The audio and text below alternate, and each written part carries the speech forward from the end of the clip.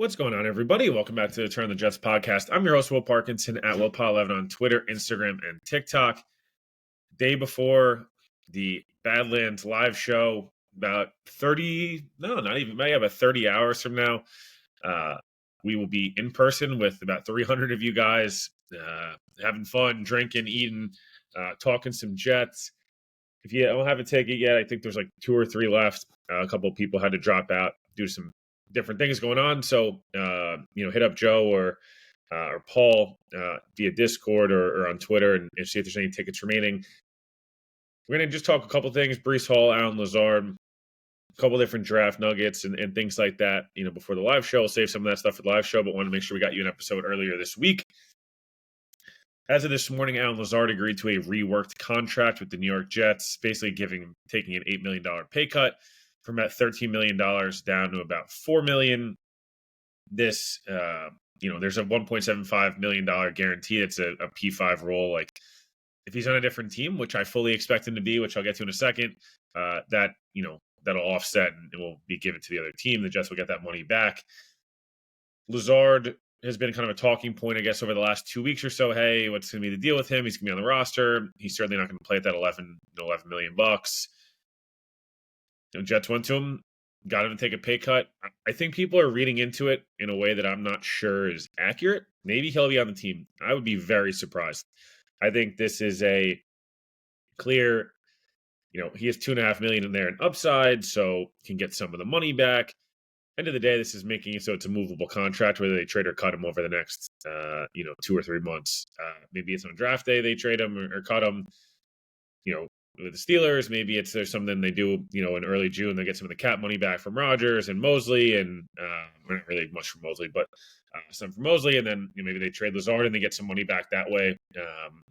The deal will void after 25. There'll be a small dead cap hit, about $4 million in 26, but overall, nothing against Lazard. Like, yeah, sure.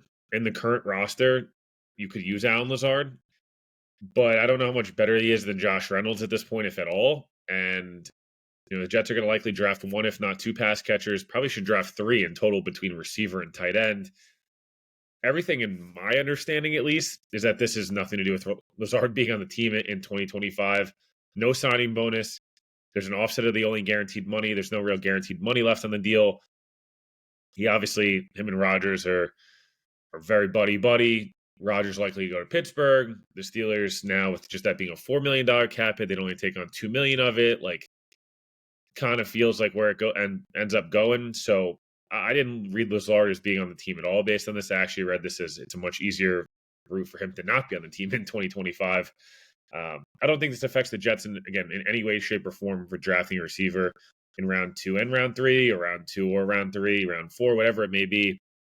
I fully expect them to draft 1, if not multiple different pass catchers in this draft. As I mentioned, whether it's do they go more of a Jalen Noel? Do they go more of a Jack Besh type? Do they go more of Ryan Williams? Like, who do they, do they go more burner? Do they go more guy who's inside-outside flexibility? Do they go someone that's, hyper athletic? Do they go an A.O. Maynard? Do they kind of go with Jaden Higgins, who's a much bigger target but tested off the charts?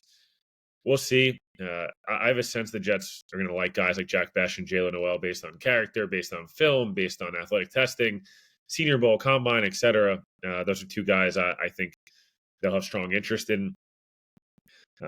As it goes for the Breece Hall stuff, and this will be a much shorter episode. Again, be talking for an hour on stage tomorrow night, so don't want to bore you guys too much before the live show. But for those who won't be there, I want to make sure we got an episode out. When it comes to Breece Hall, I think he'll probably be on the roster in 2025, but I don't think the Jets are totally against trading him. Let's be honest here. I think Breece Hall's a really talented player. By all accounts, a good dude. Had an unbelievable start to his NFL career. Was a great back out of college. It sucks. The Denver injury was horrible. It took him, he got back for week 1, but obviously it took a little bit while, and then he finally got kind of going at the end of the year in 23. 24 has the mysterious kind of knee injury that kept him out of basically the entire offseason. Never really got clarity on that. Then has, a slow start to the year, has a couple nice moments, but feels like he's outside of a couple different plays, it doesn't feel like there's the same explosion or same kind of make you miss ability. Had a couple of, there's these one-off plays against Steelers, Bills. Bills one I wish he would have fucking scored. And that way, you look at, maybe some of the stuff, against Tennessee, right, where it didn't struggle in the run game, but then obviously the really awesome, touchdown catch. Breece is a really good player. He's very talented, a very talented pass catcher, can make people miss in the run game, but struggled with fumble issues last year right off the bat. Drive one or drive two, gets the ball punched out. And I feel like struggled maybe a little bit with some confidence holding on to the football last year. Felt like he was looking for a home run a lot of the times. In reality, it wasn't necessarily there. It was taking too many negative runs. Whereas, guys like Davis now are kind of just getting downhill right away and picking up 3 or 4 and being okay with that. I feel like Breece got a little bit into the looking for a home run all the time. Again, had some nice moments, still a good player. I don't think you're in a rush to trade him. I think you need playmakers on this team, and he's one of your best. But I think if someone's going to give you a top 75 pick, you do it. You draft a running back on day 2 or day 3 in this draft. You use that extra pick to address defensive line or right tackle or receiver or tight end. And, if you're not going to pay him, move him with you have some value now. Again, I'm not advocating for it. I just wouldn't be shocked. And again, I don't think this necessarily means they're drafting Ashton Genty. Maybe they'll have interest in Genty. I don't know. Could them kind of, his name floating around a little bit with the Jets? Is that because they want Chicago to have to come trade up with them from 10 to 7? And, they think if Chicago thinks they're going to take Genty, can they get a second round pick out of Chicago to move up? Or, again, maybe they draft Genty, but I feel like it's more so they might want to go running back by committee, draft somebody, on day 2 or day 3. And it's a really great running back class, kind of reset the clock on that, save a little bit of money, but more so, get that extra asset to address some of the other holes. Again, safety, D tackle, tight end, right tackle, wide receiver, things like that. And then again, this is a class where you can add, another running back on day 2 or 3 that could be a really impactful player. Again, I'm not shooting down Genty. I know, Israel, Davis will be. I own a Genty jersey if he becomes a Jet. But again, I'm not saying I'll be opposed to it. If the Jets think, best player available, Genty's the best player on the board, we're going to do it. I understand it, but I just don't think Breece and Genty go hand in hand. I think in an ideal world, you had both guys, but I think there's a better chance they have neither than they have both at this point. I still think pick 7 comes down to Membu and Warren at the moment. I think either would be a good pick. I got to be honest with you. There's other guys and the Graham and Walkers of the world on defense, and Ted and Kelvin Banks and these other guys on offense. All of those, I'm sure I could talk myself into. I think a lot of those guys are really good players, but it just feels like scheme, fit, matchup, the whole thing, value of where they're at. Warren and Membu feel like the two most obvious picks at this point. Again, things could change up until the draft. I remember everyone was mocking the same 4 or 5 guys in 2022. For 2023, they end up with Will McDonald, and everyone's like, what the fuck just happened, right? So there's always that possibility. But again, I think Breece is probably here, but would I be shocked if Friday night we're talking about Breece Hall getting traded? No, I wouldn't be at all, to be honest with you. Again, I think we've all hinted at, could there be a sacrificial lamb of this new regime? Kind of one of the guys you don't expect to be moved. This happens with every regime. I know Paul and Joe and Connor have all talked about it as well.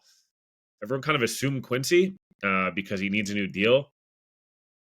I'm not so sure they don't just give Quincy some type of 1 or 2 year deal and add that on, and Quincy can be here and the whole thing. And Quincy's a former All-Pro. As much as I love Breece, they're both non-value positions, and one guy's been an All-Pro.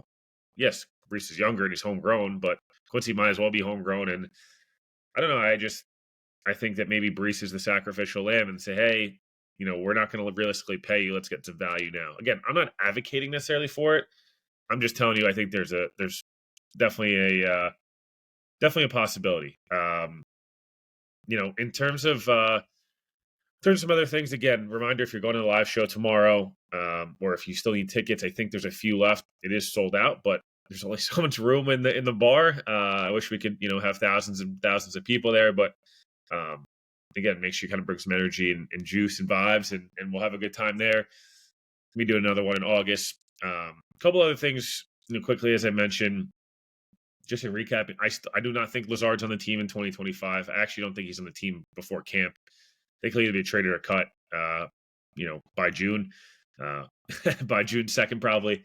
Um, Again, I don't know if Breece Hall is traded, and I'm not like advocating for it's the best idea, but I think if you're able to get, decent compensation for him in terms of draft picks, I think I'd be open to doing it. Again, I'm not trying to lessen the roster and lessen the amount of good players in this team, but if you think you can fill multiple needs into a guy you're not going to pay anyways, and you're going to draft a running back and to go Davis Allen, and RJ Harvey, or I don't know, Woody Marks or somebody on day 3, like it's not quite as exciting of a room, but it might be just as efficient potentially and cheaper, and you can kind of maybe invest somewhere else.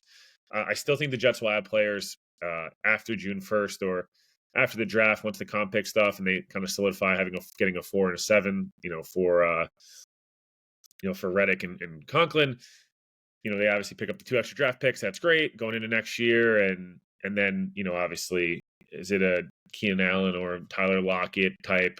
The veteran name they bring in, is it bringing in Jedrick Wills? Is it bringing in a couple of those guys if they're not able to address everything they want in the draft? So there'll be a lot there. I think lastly here, again, this is a quick 12, 13 minutes, a Thursday afternoon here.